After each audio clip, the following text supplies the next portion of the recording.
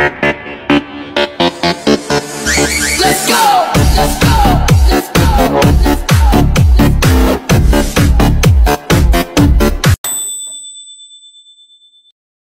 Cerita dimulai memperlihatkan keadaan dunia yang secara tiba-tiba dilanda sebuah wabah misterius, di mana manusia yang terinfeksi akan berubah menjadi monster mengerikan. Cerita ini akan berfokus pada sebuah kelompok yang bertahan hidup di sebuah apartemen. Seorang remaja yang tak bersemangat berjalan sembari membawa barang-barang. Dia adalah Hyun Soo, seorang remaja penyendiri yang baru saja pindah ke apartemen barunya Green Home, sebuah hunian yang nampak terbengkalai dan tidak terawat. Hyun Soo tidak banyak bicara. Dia segera pergi meninggalkan satpam yang terus bertanya kepadanya saat itu. Setibanya di kamar, Hyun Soo duduk dalam kegelapan, sembari merenungkan niatnya yang akan bunuh diri. Ketika dia hendak melompat dari atas gedung, pandangannya teralih pada seorang gadis di seberang blok apartemennya. Gadis itu adalah Eun Yu, yang sedang menari dan melatih gerakan balet. Latihannya terhenti oleh noda permen karet yang menempel di sepatunya. Setelah bertanya tentang apa yang akan Hyun Soo lakukan, Eun Yu berkata kepadanya untuk tidak mati, karena itu akan menyebabkan masalah bagi orang-orang yang ada di apartemen. Di lantai bawah, satpam dimarahi oleh atasannya yang memaksanya untuk tidak beristirahat. Setelah itu dia menerima paket makanan dari seorang wanita. Saat dia membuka wadah itu tercium aroma busuk yang menyengat, dan hidungnya tiba-tiba mengeluarkan banyak darah. Tentu itu bukan karena bau busuknya, melainkan karena faktor lain. Setelah mengobatinya, satpam itu menyapa Hyun Soo yang kembali ke kamarnya untuk menanyakan administrasi. Tingkahnya yang aneh membuat Hyun Soo heran dan menyadari ada sesuatu yang tidak beres. Sementara itu Jisoo duduk di kamarnya sambil merokok. Sebelum akhirnya dia berangkat kerja dengan gitar bass di punggungnya, dia menunggu lift dan bertemu dengan penghuni lain, seorang wanita agak gila yang mendorong kereta bayi tanpa bayi di dalamnya. Tidak lama dari itu Jisoo bertemu seorang pria yang pertama, Jae-hoon. Dia adalah seorang guru bahasa Korea dan sangat religius. Saat itu Jae-hoon menjelaskan bahwa Myung-soo, wanita sebelumnya, menderita kesedihan mendalam karena kecelakaan tragis yang menimpa bayinya. Itulah alasannya kenapa dia selalu membawa kereta bayi kosong. Di lain tempat, Sang-wook, seorang pembunuh bayaran, sedang menyiksa korbannya sembari merokok. Terbungkus selotip, pria malang itu nampaknya tidak mengetahui maksud dan tujuan kenapa dia disiksa. Sementara itu Hyun Soo mendapat kabar bahwa dia telah terpilih sebagai beta tester dalam sebuah game. Dia diundang untuk pergi ke perusahaan game tersebut pada tanggal 25 Agustus yang naasnya itu adalah hari di mana Hyun Soo berniat untuk mengakhiri hidupnya. Di malam hari, Hyun Soo keluar kamar untuk mengambil paketnya, tapi dia malah menemukan paket itu hancur seperti digerogoti sesuatu. Ketika Hyun Soo mengikuti serpihannya, dia menemukan darah di lantai, remah-remah makanan, dan seorang wanita yang berteriak kelaparan. Hyun Soo yang takut kembali ke kamarnya, sebelum akhirnya dia berbicara dengan tetangganya. Di pintu, tetangga itu meminta pertolongan kepadanya. Dengan alasan telah melihat kekacauan di kamarnya, Hyun Soo meminta tetangga itu untuk menunjukkan tangannya, guna memastikan apakah dia korban atau pelaku. Tiba-tiba dia berubah menjadi sosok yang menakutkan dan pergi begitu saja, ketika darah terus mengalir dari hidungnya. Gejala yang sama dengan satpam sebelumnya. Tidak lama dari itu Hyun Soo memberanikan dirinya untuk memeriksa keadaan di luar, namun dia malah pingsan tepat di hadapan Sang-wook yang kebetulan ada di luar pintu. Sementara itu Jisoo dihadapkan dengan wanita sebelumnya. Dengan wajah yang pucat tanpa basa-basi, wanita itu berteriak, meminta makanan sembari mendobrak pintu Jisoo hingga penyok tak beraturan.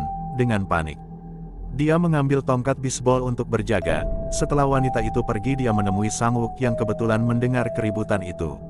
Sementara itu penduduk di apartemen diributkan oleh pintu yang semuanya terkunci, dan satpam tidak ada di sana. Semua penghuni berkumpul di atrium utama, untuk mencari tahu apa yang harus mereka lakukan. Akhirnya mereka berhasil memasuki kantor manajer, di mana seorang damkar wanita bernama Yi Kyung menelepon layanan darurat, namun upayanya gagal karena semua layanan sedang sibuk. Saat itu di saat yang sama seorang pria parubaya yang berusaha keluar apartemen membuka pintu gerbang. Sayangnya itu adalah malapetaka, sosok makhluk aneh sudah menunggu mereka dari luar pintu. Saat mulutnya terbuka lebar, lidahnya menerobos kaca, dan dia mengamuk, menusuk salah satu penghuni lalu menghisap semua udaranya hingga kering. Eun Hyuk, pemuda yang skeptis yang juga merupakan kakak dari Eun Yu, dengan sigap mengambil pemadam api, dan berusaha mendorong makhluk itu keluar. Ketika pemadam itu habis, petugas damkar sebelumnya melompat dan berhasil mengeluarkan makhluk itu tepat sebelum pintu apartemen berhasil ditutup kembali. Ketika para penghuni berkumpul, mereka menyadari bahwa dunia luar telah porak-poranda akibat serangan makhluk misterius tersebut. Dalam kilas balik kita melihat Hyun Soo berusia 19 tahun berada di rumahnya. Bekas luka di lengannya mengisyaratkan bahwa itu adalah tindakan melukai diri sendiri. Dia terus bermain video game dan mengabaikan permintaan ibunya untuk pergi jalan-jalan bersama keluarga. Perilakunya jelas memecah belah keluarga tersebut. Ketika mereka berdebat di dalam mobil, sebuah truk tiba-tiba menabrak mereka. Sebagai satu-satunya keluarga yang bertahan, Hyun Soo diberi uang 30 juta won untuk melanjutkan hidupnya. Tapi dia malah mencaci maki jumlah uang yang dianggap sedikit itu. Nampaknya masa lalu kelam telah merubah sifat dan perilaku Hyun Soo, hingga membenci keluarganya. Kembali ke masa sekarang, Sang-wook tidak sengaja bertemu dengan Eun-yu yang terjatuh di tangga. Tidak lama dari itu dia diserang dan digigit oleh monster wanita. Sebelumnya Sang-wook berhasil memukuli monster itu hingga tak berdaya dan pergi meninggalkannya, termasuk Eun-yu yang dibuat kaget oleh kejadian tersebut. Sementara itu Jisoo berusaha mencari tahu apa yang sebenarnya sedang terjadi. Dalam prosesnya dia menemukan seorang pria dengan gejala mimisan. Setelah memukulnya, Jaehoon tiba-tiba menghampiri Jisoo dan menyelamatkannya dari pria sebelumnya, yang ternyata telah berubah menjadi monster. Di tengah semua kekacauan ini, sinyal tiba-tiba pulih dan semua penghuni menerima pesan darurat yang menjelaskan kondisi saat itu. Ketika mereka memeriksa berita, mereka menyadari bahwa penyakit ini tersebar ke seluruh negeri, dan pemerintah sedang berusaha mengendalikan kekacauan tersebut. Di atrium utama, penduduk berkumpul untuk mencoba mencari tahu apa yang harus dilakukan, dan merenungkan apakah mereka semua harus kembali ke kamar atau tidak. Perdebatan terjadi ketika pihak meminta untuk tetap bersama agar lebih aman. Kedatangan Sang-wook segera merubah dinamika ruangan, karena nampaknya dia telah digigit oleh monster secara diam-diam. Penghuni lain menyetrumnya dengan tester, mengira bahwa dia akan terinfeksi, padahal belum diketahui secara pasti bagaimana wabah itu bisa menular. 8 jam kemudian Hyun Soo yang sudah sadar melihat betapa kacaunya keadaan di luar. Tidak lama dari itu hidungnya mengeluarkan darah yang nampaknya itu adalah gejala atau pertanda bahwa dia sudah tertular wabah tersebut. Kemudian dia membuka internet dan melihat banyak orang membicarakan wabah ini yang mereka sebut kutukan. Tidak ada yang mengetahui secara rinci dari mana asalnya dan sejauh mana penyebaran wabah ini. Sayangnya koneksi internet terputus sebelum mereka mendapat informasi lebih lanjut. Sementara itu Hyun Soo secara tidak sengaja dihadapkan dengan monster yang tidak bisa melihat, namun pendengarannya sangat tajam. Dia menahan ketakutan untuk sementara, sebelum akhirnya monster itu kembali keluar. Seorang pria parubaya yang sebelumnya menyetrum Sang-wook kembali menemuinya yang sekarang sudah diikat. Dia bermaksud untuk membunuhnya namun gagal. Alhasil Sang-wook berhasil melepaskan diri. Sementara itu Jaehoon dan Jisoo menemukan pria yang sebelumnya disiksa dan diselotip oleh Sang-wook. Saat itu dia menjelaskan bahwa Sang-wook adalah pria jahat yang menyiksanya. Setelah itu pria tersebut bergabung dengan Jisoo sembari membawa palu untuk menjaga diri. Kemudian Jisoo dan yang lainnya memasuki ruangan di mana seorang pria telah mengakhiri hidupnya. Kejadian itu membuat Jisoo teringat dengan orang tercintanya yang tewas gantung diri di masa lalu. Sementara itu Hyun Soo memberanikan dirinya untuk membantu anak-anak di bawah apartemennya yang diserang monster bola mata. Dia menjatuhkan TV dan membuat monster itu berpaling kepadanya. Ketika monster itu mulai menghampiri, Hyun Soo menusuknya namun dia gagal, dan malah terbungkus sekaligus diremas oleh monster itu. Tidak lama kemudian, tetangganya yang bernama Dusik berhasil mengalahkan monster itu dengan senapan angin buatannya sendiri. Setelah itu Dusik menjelaskan bahwa monster-monster itu tidak akan mati walau tanpa kepala sekalipun. Dia juga memberikan tips jika handphone ini dalam mode panggilan itu akan berbunyi jika monster ada di sekitarnya. Singkatnya, sinyal handphone yang terganggu adalah pertanda dari keberadaan monster. Setelah itu Dusik bertanya apakah Hyun Soo akan menyelamatkan anak-anak itu atau tidak.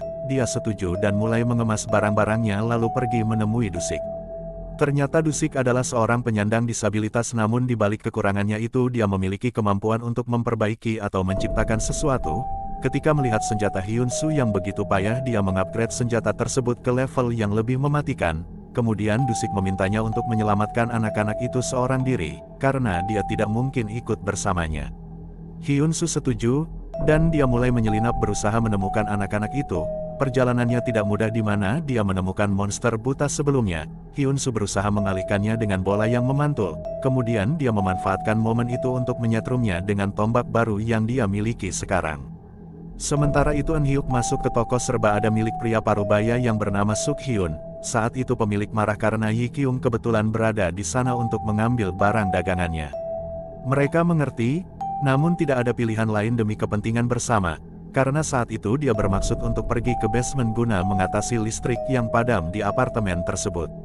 Kembali ke Hyun-soo, dia berhasil menemukan kedua anak-anak itu yang kemudian menyadari bahwa ayah mereka telah meninggal. Ketika mereka akan kembali ke kamar dusik, kondisi Hyun-soo memburuk dan dia mulai mengeluarkan darah dari hidungnya lagi, namun kali ini matanya mulai menghitam.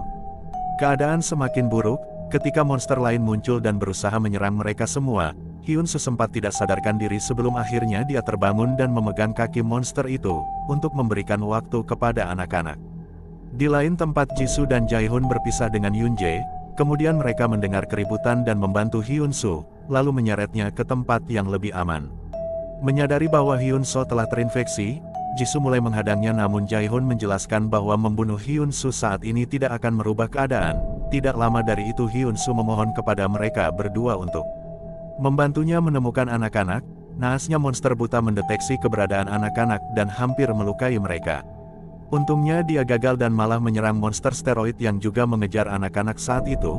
Alhasil kedua monster itu saling menyerang satu sama lain, dan anak-anak memanfaatkan momen itu untuk melarikan diri dan bergegas menuju kamar dusik. Monster steroid memenangkan pertarungan dan kembali mengejar anak-anak. Untungnya sumber bantuan tidak terduga muncul, di mana Myung-soo, wanita separuh gila sebelumnya, datang dengan kereta bayinya. Dia mengorbankan dirinya menjadi samsak, walaupun sudah tahu bahwa dia tidak sanggup melawannya. Kejadian itu memunculkan kenangan di mana bayinya muncul dan tersenyum manis kepadanya. Saat dia tersenyum lemah, monster itu kembali meninju tubuhnya tanpa ampun. Tidak lama dari itu Hyun-soo dan yang lainnya muncul mengajak anak-anak itu untuk segera pergi. Ketika monster itu berpaling, Myung-soo bangkit dan ternyata dia juga telah terinfeksi menjadi monster. Sayangnya monster itu terlalu kuat dan tidak terhentikan. Jisoo membantu Myung-soo, sementara Jae-hoon berusaha mengalihkan perhatian monster itu. Monster steroid terus mengejar Jae-hoon sebelum akhirnya dia berhasil dikecoh dan terjatuh ke bawah apartemen. Setelah kejadian itu kelompok mereka berhasil menyelamatkan anak-anak dan berkumpul bersama di kamar dusik.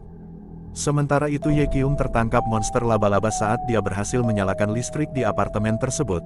Anehnya monster tersebut tidak langsung memangsanya melainkan membungkusnya dengan jaring laba-laba. Kejadian tersebut memberikan clue baru bahwa monster itu nampaknya memiliki tujuan tersendiri. Di lain tempat, Sang-wook berusaha menambah lukanya sembari melihat siaran tentang pandemi monster. Saat itu presiden mencoba untuk mengajak rakyat menjaga ketertiban, namun tidak lama dari itu dia terinfeksi dan tentara terpaksa menembak kepalanya. Siaran tragis tersebut membuat salah satu penghuni histeris, dan akhirnya mereka semua putus asa. Bahkan pemilik toko menutup kiosnya melarang siapapun untuk masuk. Di saat yang sama Yoon-jae, pria selotip sebelumnya, datang dan membagikan cemilan kepada penghuni lainnya. Ketika noda darah terlihat di kopernya, salah satu wanita mulai tidak nyaman dan mencurigainya sebagai orang jahat kali ini. Menimbulkan pertanyaan baru, siapa orang jahat yang sebenarnya, apakah Sang-wook atau pria selotip yang satu ini? Kembali ke Hyun-soo, dia mengakui bahwa dirinya terinfeksi dan meminta Jisoo untuk membunuhnya jika dia berubah menjadi monster seutuhnya. Sejauh ini dapat disimpulkan bahwa wabah tersebut ditandai dengan gejala mimisan dan pingsan tiba-tiba. Mereka yang tertular tidak akan langsung berubah menjadi monster, melainkan akan melalui fase monsterisasi yang sekarang sedang dialami Hyun-soo dan Myung-soo. Mereka yang berubah menjadi monster memiliki kemampuan dan ciri yang berbeda-beda. Keesokan harinya para penghuni berhasil bertahan hidup, melewati hari yang sangat mencekam. Hyuk menyiarkan pengumuman di apartemen, menyarankan mereka yang selamat untuk berkumpul dan bertahan bersama di lantai bawah. Tidak lama dari itu seorang ibu menyelinap ke ruang manajer dan membuka pagar untuk menyelamatkan putrinya yang sedang berlari menuju apartemen tersebut. Ketika gadis itu tersandung, seorang tentara bergegas menyelamatkannya. Namun sayang, sebuah tentakel menusuk mereka berdua dan menghisap darahnya.